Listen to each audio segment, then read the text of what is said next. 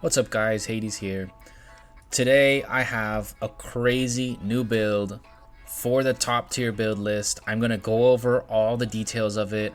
I'm going to show you how you can make it even stronger. And I'm going to place it on the tier list because it's something that wasn't on my radar. And now it is. And we're going to jump right into it because this is blowing my mind. We recently had some fights. And I ran across this team, and it is so busted. And you can see it here. It's not even high budget. Like, this is one of the lowest budget, strongest builds I have ever seen. So it meets every criteria for the tier list to be very high tier. And you're going to look at all three of these reports. It is nuts. Absolutely nuts. You can see here, it got crushed, but I only have 3 reports. These are the only ones I saved, but you're going to see this one. This is like the ultimate one. This one makes no sense. And mind you, very strong Loki team. Countered, in theory, with the Khan team. There was a reason we had him in the rally. Counter, Poseidon counters Charles. Genghis Khan counters Theodora and YSS. Another strong Loki team. Remember, this can be confused and hurt itself. And then another strong look, guys. 3 Loki teams, a Poseidon team, and a Khan team literally lost to this setup. It has blown my mind. So here's the skills, and I'm going to talk about what's so important about these. First, they do this to counter all the Alex teams. It's just more defense. It almost doesn't matter. This can be a lot of things, and I'm going to talk about upgrades in a little bit. YSS doesn't even have his artifact. When he has his artifact, he gets 30% bonus healing on the team, which is unbelievable that this team isn't even like capped out. And a level 1 like YSS artifact would be better than this. It doesn't even matter about the physical defense. Running energy and weakening curse. These help you stall the early damages and just let your Himiko build up.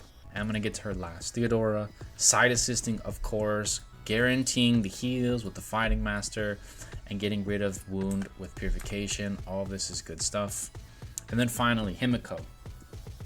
These 2 skills are extremely cheap now. They're like 140 bucks each. Less if you have KVK skills to throw away. And then infinite firepower. We're going to talk about options to swap in just a little bit. But basically what this team is doing is it's stalling you out for the duration of your battle stance, right? You're waiting, you do almost no damage, but nothing happens for that whole time, and at the very end, you just see Himiko boom, boom, boom, boom, dead, right? Look at these stats. And this is keep in mind, this is the final, this player already wiped out 4 strong teams and is still doing 40+ million damage with their Himiko. It's a max time. They're running low on troops. We're just going to watch one of these. Why don't we watch my own? Why can I not deal damage here? Well, there's a few factors. We're going to talk about them. But I first want you to just see why. Okay? This player's already down 85%. Most of the damage was on their top tank. I believe, yeah, it's YSS. And here's the thing a lot of people don't understand. If YSS has half HP, it doesn't matter. If Charles is half HP, it doesn't matter. Nothing about their HP matters. The only HP that matters is Himiko's. If Himiko's is full HP, she's going to deal tons of damage. So now here comes Himiko. She does her ultimate. My Xenos in Realm. I no longer get healing. And she bursted half my team. Second ultimate, Khan and Poseidon are half. Third ultimate, Khan's almost gone. Sorry, Charles. 4th ultimate, 2 of mine are gone. And the 5th ultimate is pretty much the done deal. And you can see, this is the power of this team, especially on defense. Now, if you don't quite understand the power of defense, go watch my last video. I explain all about variables, defense, boost, and all that stuff. Defense does play a large role. We are attacking here on their territory in defense. and that plays a role, but it shouldn't be playing this big of a role. The reason it's playing such a big role is this team is just strong. It's incredibly strong. Now I'm going to show you what this team can look like upgraded. I'm not sure if they still have this set up, but we'll check if Babs is still here with his. Yeah, and he is running it. So if you want to upgrade this team, make it more expensive and more powerful, obviously you can replace Himiko with Loki. Okay, same thing, just making him a massive carry. He's a little bit more useful in terms of general tankiness. He gets heals from his ultimate. His damage is just as high, if not higher, and his CC is a little bit stronger. Next, you can replace Charles with Athena, and the important thing is Charles, because YSS actually boosts healing here. You can see it boosts his healing of the whole team by 30%. And that's something that even that player was missing, so they were getting 30% less heals. But Athena now cuts out the wound weakness. You no longer can be wounded, and you gain extra bonus defense from her skill. So now you're getting bonus defense from Athena, bonus defense from YSS. You're getting 30% bonus healing on Fufei. You're going to obviously side assist her. The rest hardly matters as long as you have some damage. He's so tanky that he likes to run crit. He also has a crit rate artifact, which is why he, goes with this setup. This setup obviously is much stronger, but even if they've played each other, there's a lot of games where they're going to time each other out because they're both so tanky and they do so little in the first half of the game. Going back to this really close to free-to-play March, like these heroes you can get with gems, pretty cheap and stellar at this point, very cheap and stellar, and honestly both of these are in KVK now, so really close to free. The only thing you're gonna have to get is the skills, but compared to how things used to be, these are very cheap. This whole March only cost, excluding the legendary skill, is like maybe 1,000 compared to the other team I just showed you, which is probably closer to like 10 to 15. But let's talk about swaps. So if you want this to be stronger, there's a few options. I really like Toxin Barrier. I think Toxin would be great in this slot. It does the same thing, but a little bit better in my opinion. Really good into the melee carries, Poseidon, Alex, Loki. They're gonna take the debuff on Toxin and basically be doing less damage.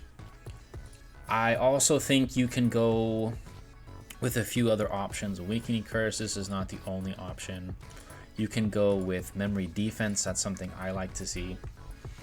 You don't need Fighting Master particularly. It's good for safety and just always get the healings. Fighting Master can easily be on Charles or on YSS. A lot of people like to use Fighting Master with Adrenaline Rush on Charles to get even more shields. But what you are going to find with this team is you're going to do very little damage in like this scheme of having 2 damage dealers or whatever. So you might want to have a little extra damage. And then of course this can be swapped for a lot of things. You can go really cheap and just have Annihilation. You can go Spell Disintegrator. I think the best good option that's like a Triskill would be Armageddon. And I want to talk about Armageddon for just a moment because it is quite powerful in terms of just like what this team's trying to do, and kind of helps with everything you need. Here it is. 50 seconds after battle starts, unleash a magical attack worth 1,600%. Now put this into perspective. 1,600, if an ultimate does 400, you have 4, 8, 12, 16. That's 4 ultimates worth of damage at the same time. And you watched my report, it was on about the 4th or 5th Himiko ult that kind of killed my team, right? So basically this skill, if you get to 50 seconds with full HP, you kind of just wipe the team. I don't have any replays with this, but it's never really had a place in the meta until now, and it's a great replacement if you cannot afford this, of course, because this is much more expensive. Now we need to update the tier list because this team is way too good, way too cheap to not be here. And if you haven't watched this tier list video, you should. It's very, very informative. I go over every team and why they're here. But this team absolutely belongs in S tier. I think it's better than both of these. I'm going to slide these down. And I'm going to put it, you know what? I'm actually going to put it ahead of this one. These two are very similar. I did talk about it before. But because this one is so much cheaper, I'm going to leave it ahead of it. Because part of this tier list is both availability and power. And that's why Hybrid's here. Hybrid has been crushing this KVK. It's very like skill based. It's a lot of prediction where Alex and Hannibal go. But this one is so simple. It's easy to use, it's cheap, and it's strong, and it's really good at defense, and defense is broken in KVK. This is the new top tier build. Obviously, I can't get rid of the best build in the game and not be number one. This one will always be one. The best build in the game will be one, but the most efficient team all around is going to be here. So, in recap, I highly, highly recommend doing this build or something similar to this build. It doesn't have to be everything here. Himiko can be something else, right? It can be Merlin. It could probably be Khan, right? It's probably best to be a mage for Armageddon, but there's options. It doesn't have to be her. Of course, you can upgrade it and make it more like this if you want to. Making sure you have all the different options to you, all the different upgrades. You can swap these out. You can downgrade this. You can swap around Fighting Master. These are all options you have. You can upgrade Charles to Athena. These are all things you can do. I really, really like this March. I am building YSS as fast as I can because I want to have this March or something similar to this March in the very near future. If you guys like me keeping you up to meta and making sure you're making the best game decisions, let me know in the comments below. Make sure to subscribe, and I will catch you guys in the next one.